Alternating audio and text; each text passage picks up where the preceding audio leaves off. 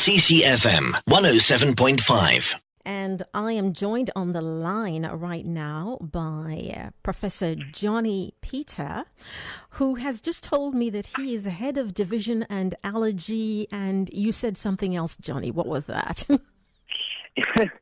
So I'm head of the division. Good morning. Good morning. I'm head of division of immunology, allergy, and clinical immunology. Okay, fantastic. Well, It's a welcome. mouthful. It is a bit of a mouthful, but there, we've got it now. Welcome to the studio telephonically, Jonny, this morning. Thank you. All right, so you're going to be talking to us about pollen counts. Spring has arrived. The pollen season is in full swing. Hay fever sufferers are sneezing. So why does pollen do this? Why is it so allergy ridden? Yeah, so, there are a couple of allergens. It got a lot to do with the size of the different proteins and obviously the way we breathe it in. That drives sort of allergic response. But together with house dust mites, grass and tree pollens are the commonest allergic triggers in South Africa. And up to about 40% of South Africans actually suffer with hay fever. Yeah. And so seasonal hay fever is a major problem. And more than that, we actually see a spike in people presenting with asthma attacks and things like that, which are slightly more serious and potentially life-threatening. So this is a particularly potentially dangerous time of year. And we actually at the UCT monitor pollen, and we've kept up monitoring pollen in the Cape now for about 20 years. Okay. And one of the things we see is the huge variability from season to season. So you really can't, and there's a lot of stuff on the web where people try and say, well, this is the pollen calendar, and this is what's happening this week. Most of that is actually wrong and based on sort of historical data. And like, for instance, this year is a great example. So over the last 2 weeks, we've seen in the Cape Town area the highest counts of grass and tree pollens in 10 years. What's unusual about this is that actually tree pollens are traditionally earlier. They traditionally pollinate earlier, but because of the combination of the drought plus some good winter rains, and then now since October, you probably all have been feeling how the temperature's gone up, the days are getting longer, and this combination really is what we need to see these huge spikes in pollen. So it's actually, over the last 2 weeks, we put out a media alert about these high pollen levels, but it's really quite unprecedented. So if you are scratching your eyes and sneezing and stuff, I would say look no further. This definitely is your explanation. But one of the things with pollen monitoring is we're really trying at the moment to look for sponsorship and to look for support to try and take the pollen monitoring outside of Cape Town to some of the other biggest cities in South Africa for this very reason. The climate is changing, things are happening, and basically we can't predict so well what this season is going to be like compared to last season. So we really need to try and get set up so that we can monitor pollen accurately, so that we can advise allergy sufferers about this. All right. So you sound like you have good news for allergy sufferers. I actually didn't know that it was that serious. I think of hay fever, a sneeze or two, but clearly from what you're saying, it can be a very, very serious thing having these allergies. Just in terms of allergic rhinitis, people often say that it's not serious, but actually if you look at the economic impact of hay fever, because often what actually happens is people they get used to the symptoms, and they often a lot of people, I've got even friends that do this, they say, oh, they've just got colds.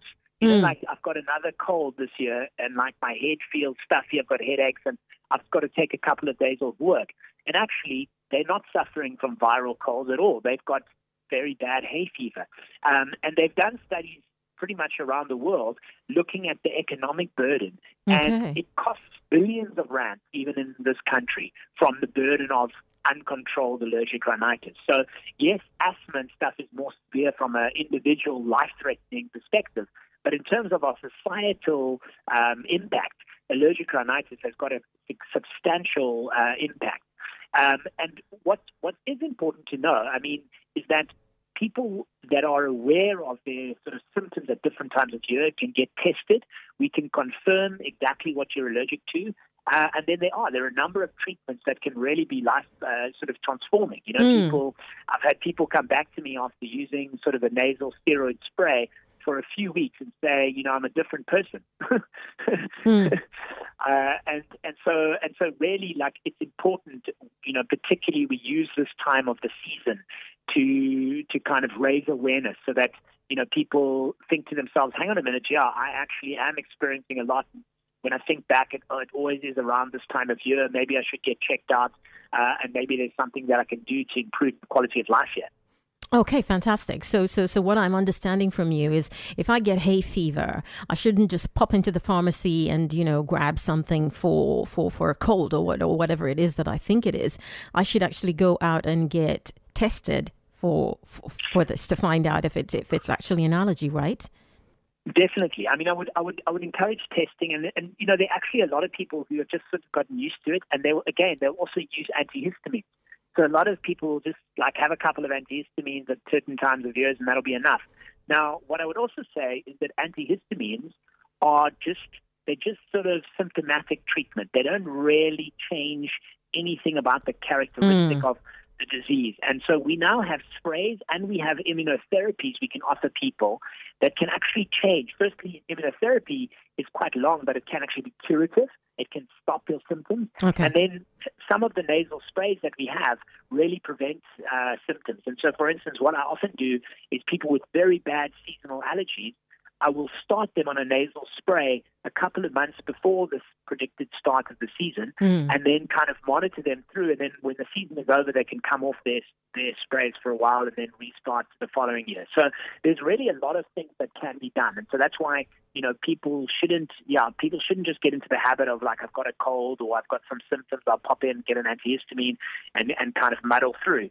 We would really encourage people to kind of learn and find out exactly what it is and see what the treatment options are available. Okay, so before I ask you where they can get that done, how do they get their pollen count measured? Because I see here that it's important to know your pollen count. Correct. So at the moment, we are only monitoring pollen in the Cape, and that you can access through our website. And you can access it. There's a website, www.pollensa.com. And then there's also a website, which is our website, which is the Lung Institute. And it's /AIU, which is the Allergy Immunology Unit. So that's Lung Institute /AIU, www.lunginstitute. And that should get you weekly pollen counts for the Cape Town area. Okay. All right. So I'm sitting and I'm listening to this and I always get allergies at this time of the year. What should I do? Step one.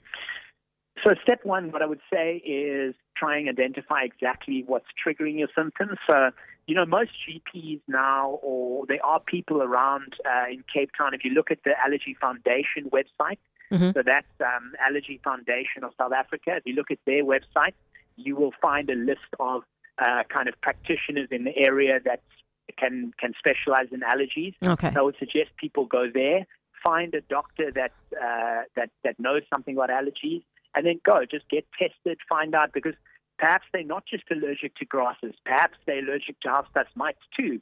They're a spectrum of common allergens that we would look at. And so the first port of call is that. Then after they've done that, I would say chatting with their doctor about the best treatment options, which often for allergic hay fever just in terms is nasal sprays of some form, either intermittently or more chronically. And then the last thing to discuss, and it is now increasingly available, is the use of immunotherapy. And what that is we basically try to just give you small, minuscule amounts of the offending allergen over a long period of time. It's up to 3 years. And we actually change the whole immune response, and we can actually cure some people entirely of their problem. So it's almost like the way vaccination works. Yes, correct. Except vaccination is more like a booster, but this is like a very tiny, a frequent dosing. So it's similar, but slightly different. Okay. All right. So there is indeed good news for our hay fever sufferers. As we wrap up this interview, Jonny, what words would you like to leave with our listeners on this subject? So what I'd like to leave with the listeners is, don't suffer with your allergies in silence. There are things that can be done. And if you are, wondering what's going on at this time of year, please check out pollen counts and really sort of try and support us in growing pollen monitoring around the country. All right. Oh, and Jan, before I let you go, you're talking about support. So how can people support? So people can support us by, for instance, if they're a commercial company that would be interested in working with us, they can contact me directly on my email. All right. It's Which is? Jonny.Peter. So it's JONNY .Peter, Peter, at uct.ac.za. And they can just drop me a line and I will give them further details of how we can get them involved. Fantastic. Great, Jonny. Thank you so much for chatting to us this morning on what has turned out to be actually a very, very important subject. Thank you very much indeed. No problem, Vicky. Great to chat with you too. Take care. Goodbye. Bye. Bye now. Okay, Jonny Peter, who is head of division and allergy, and there was a bit more to that. All right, he's left his email address for those who would be able to support. Jonny, that's JONNY .Peter at uct.ac.za. He gave a couple of websites. Let me see if I've got them here. www.pollensa.com if you want to know all about pollen and pollen counts. And there you have it. All right. 10:32 it is here on 9 to 12 at CCFM 107.5. CCFM 107.5.